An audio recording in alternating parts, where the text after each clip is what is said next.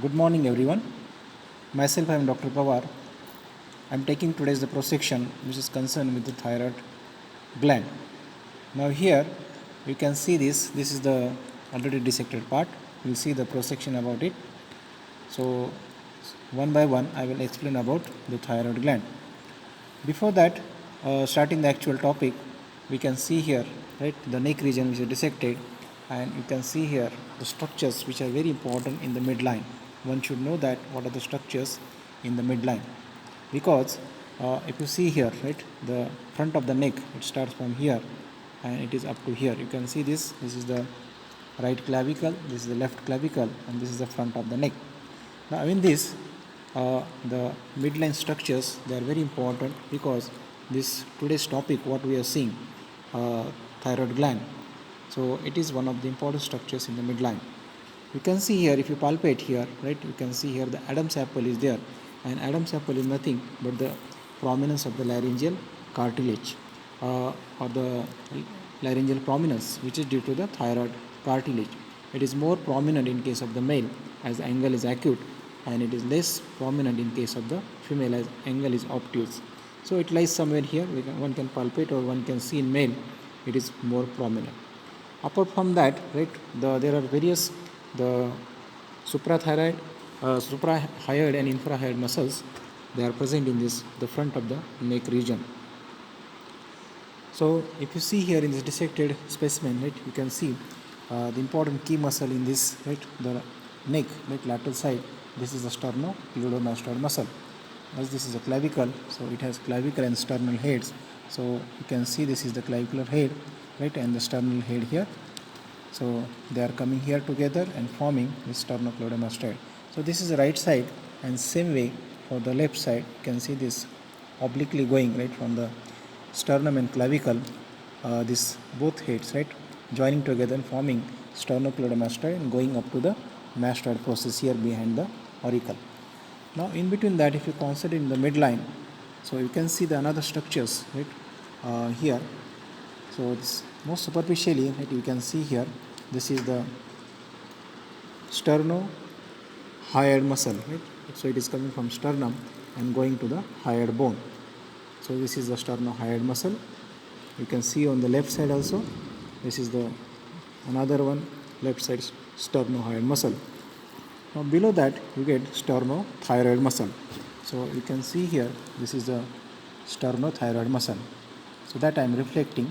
So on this side, you can see here, this is a sternothyroid. Same way on this side, if you reflect this small one, right, coming from sternum and going to the oblique line of the thyroid cartilage, so that is sternothyroid muscle. So first we have reflected sternohyoid, then sternothyroid, and then we will get exposure of the thyroid gland. Now in this the specimen, this is our thyroid gland, right? So this is lateral margin here, medial margin here, and like this, right, in the midline, it is crossing here, and you get the another left side structure here. So basically, thyroid is an endocrine gland. We know that, and it is situated in the middle of the neck here on the front side, and it has two lobes. So you get this is the right side thyroid gland lobe, and this is the left side or the left lobe of the thyroid gland. Both these glands, the lobes, they are pyramid in shape here, and both are connected in the midline by the isthmus. That connecting portion is called as isthmus. Basically, the thyroid, which is endocrine gland, located in the midline of the neck, right on the front side. So it extends right from the C5 vertebra up to the C7 or sometime the first thoracic vertebra. So this means the extent, while the base or the lower part of this, the right and left lobes, it is up to the fifth or sixth tracheal ring, while this isthmus is opposite the fourth and fifth tracheal ring. So in the midline, you are getting those two structures, right, the tube-like structures on the medial side of these two lobes, right and left lobes of the thyroid gland. They are nothing but the trachea. Most anteriorly you are getting here, and just behind that we are getting the esophagus. So there are two tube-like structures passing on the medial side of this, the two lobes, right and left lobe of the thyroid gland. So you can see these are pyramid shape, right? So this is the apex of the right side lobe of the thyroid gland, and here is the base, right? So lower portion is called as base here. So this is for the right lobe of the thyroid gland, while this is for the left lobe of the thyroid gland here. So you are getting apex at upper side and base at the lower side. So we can see here the base of the left lobe of the thyroid gland, and this the square like portion which is connecting right lobe with the left lobe, what we call as a isthmus. Sometimes you get here additional extension, what we call as the third lobe, right, or the pyramidal lobe there, and this may connect to the hyoid bone by the ligament structure or sometimes fibromuscular structure. So that is called as thyroid ligamentum thyroidi. Right? So in that it is an additional structure connecting this third lobe or the pyramidal lobe to the hyoid bone. So basically it has two lobes, right and left lobe. Sometimes, right, the third lobe or pyramidal lobe you may getting extension of this thyroid tissue from the isthmus, right? So when you remove this specimen separately, right, you can see here this is the removed separate specimen of the thyroid gland. So you can see here from the front aspect very clearly, we can see here the two lobes, right? So this is the right lobe of the thyroid gland and this is left lobe, while this midline, the connecting portion, what we call as isthmus. In this, the third or the pyramid lobe, right, which is cut here, but it may get, right, small triangular projection here, what we call as pyramidal or third lobe. And from there, right, you may get extension fibrous or fibromuscular up to the hyoid bone, right. So in this way, right, this front side you can see here, and when you see, right, from the posterior side, right, this is the posterior aspect of the right and left lobe of the thyroid gland. Basically, the parathyroid glands, right, they are locating on posterior surface of the thyroid gland. So they are burying, right, into the tissue of the thyroid gland. More or less the structure is same like the thyroid gland, so it is difficult to point out or differentiate, right, parathyroid from the thyroid gland. But basically there are two pairs, right and left, right. So of the parathyroid gland, they are present, right. So on the posterior surface of the thyroid gland. So superior pair and inferior pair of the parathyroid gland. Right? They are doing the function of secretion of parathormone. While the thyroid gland is also an endocrine gland, and it is basically controlling the basal metabolic rate in our body, and also in controlling the somatic as well as the psychic or psychological growth, right, or the mental growth of our body, and along with that, right, the calcium and phosphorus metabolism. The thyroid gland, it secretes the hormones, right? So that's why it is an endocrine gland. It secretes T3 and T4 hormones. So they are, as being a ductless, right, or the endocrine gland, these hormones, right, secretions, what we call hormones, they are directly mixed or thrown into the vascular structure of blood vessels. So it has a highly, right, the vascular blood supply. So basically the thyroid gland, right, it is supplied, right, here you can see it has two sources of the blood vessels, right, arteries.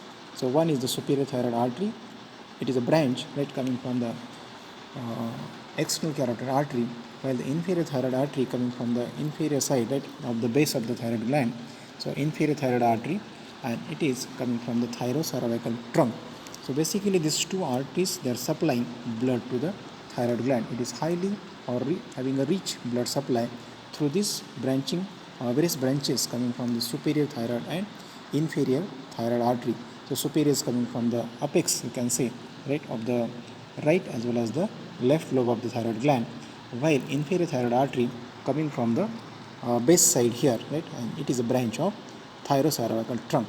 So when they are coming, right, the superior thyroid artery here at the apex, it divides into anterior and posterior branches, and then they are supplying the various surfaces of the thyroid gland. While the inferior thyroid artery, it also comes here and it gives various branches, and then they have anastomosity with each other. That's why this thyroid gland has a very rich blood supply. Now before the vasculature of the thyroid gland, it is covered by the two types of the capsule. Thyroid gland is covered by the two types of the capsule. The most outerward, right, the what we call as a fibrous, the false capsule, while the inner one, right, which is a true capsule. True capsule is nothing but the condensation, right, of the fibrous tissue, right, which are covering the gland, right? So it is a true capsule, while the false capsule, it is nothing but the pretracheal fascia which is covering this gland. So basically thyroid gland is covered by two types of the capsule. One is true and another is false. So true is formed by itself the condensation of the tissue of itself gland, while the false capsule, it is formed by the pretracheal fascia which is covering additionally there. Now clinical point of importance here, the venous plexus, right, in case of this thyroid gland, it rises below the true capsule. So why we should know? Because during operation, the removal of the thyroid gland is called as thyroidectomy. So when surgeon is operating on this thyroid gland, doing thyroidectomy, that time, right, the one should know that in detail, like the blood supply of the thyroid gland and its relation there. So in that case, right, the all these vessels, right, the anastomosis and all that, right, so they are just below the true capsule. So one has to remove the thyroid gland along with the true capsule. False capsule we can keep it back. So because that venous plexus, right, is just below the true capsule, so that to avoid the bleeding and all that, right, so gland is removed along with the true capsule.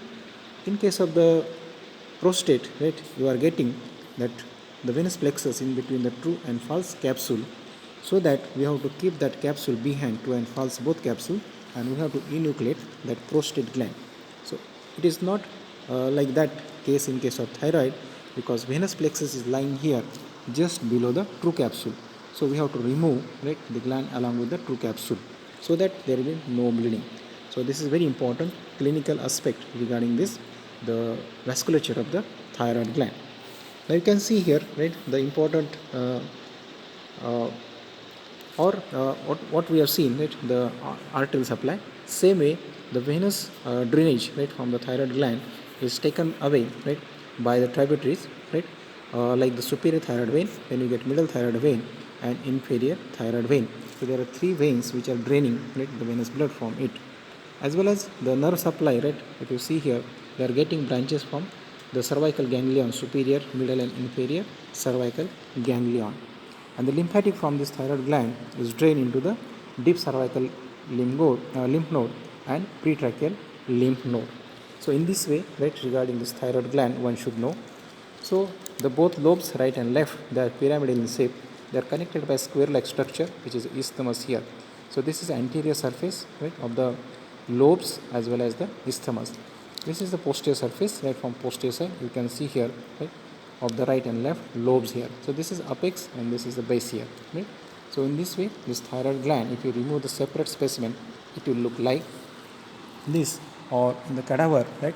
So you can see like this, you can differentiate, right, that glandular part of the thyroid tissue or thyroid gland here like this. So it is like horseshoe shape here, right. So right lobe, left lobe and connecting portion isthmus you are getting here in the midline of the front of the neck here, right. As they are endocrine glands, that's why they are very important structure, right, as they are controlling, right, the hormones levels in the body. So like this, right, one should know, right, where is the location of thyroid gland, then what is its extent, right. So if you see the weight, right, the weight of this gland is near about 25 grams. So though it's a small, but it does a very important and most important function, right, maintaining the hormones level T3 and T4 in the body. So this thyroid gland is smaller, right, in case of the male, but little bit larger, right, in case of the females, and it becomes more larger, right, during the menstruation, right, and during the pregnancy. So this, the hormonal levels, right, get disturbed. That's why it increases, right, at the time of menstruation also and during the time of pregnancy also. So this way, right, this thyroid gland is a very important structure in the midline of the neck here. As we have seen, it's a morphological aspect. We have seen it the capsules, right? We have seen its a shape and all that, location. Then the relation wise, right, there are two important muscles on front side, sternohyoid and sternothyroid. On lateral side, we are getting the sternocleidomastoid muscle here.